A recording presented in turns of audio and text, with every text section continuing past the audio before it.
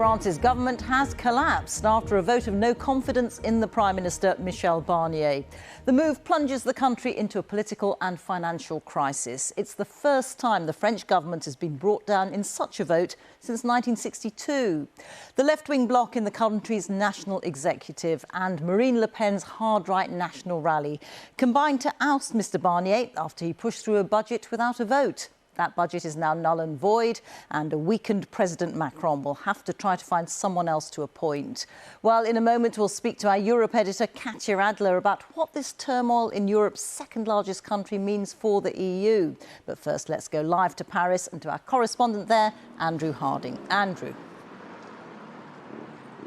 Yes, good evening, Rita. The voting took place in the Parliament building behind me just a few hours ago this evening in Paris. But essentially, it all became inevitable earlier this summer when the French people voted a parliament that was completely deadlocked, unable to agree on anything, no interest in coalition or consensus. A coalition government of sorts, a very fragile one, was scraped together, but it looked very vulnerable from the start, and tonight was the moment that it fell.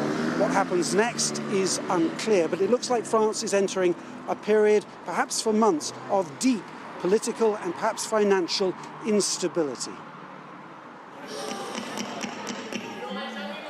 Moments before the voting began here in Paris tonight, Michel Barnier made a final, rather forlorn plea to French MPs. The Prime Minister urged them to back him, his government and his budget, or create chaos.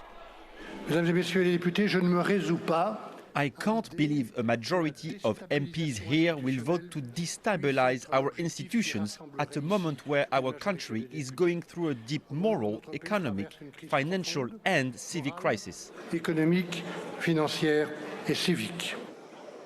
But the answer came back fast and conclusive. Pour l'adoption 331. The Speaker of Parliament revealing that 57% of MPs had voted no confidence in the government. Politicians from the hard right and hard left of French politics briefly uniting on this one issue.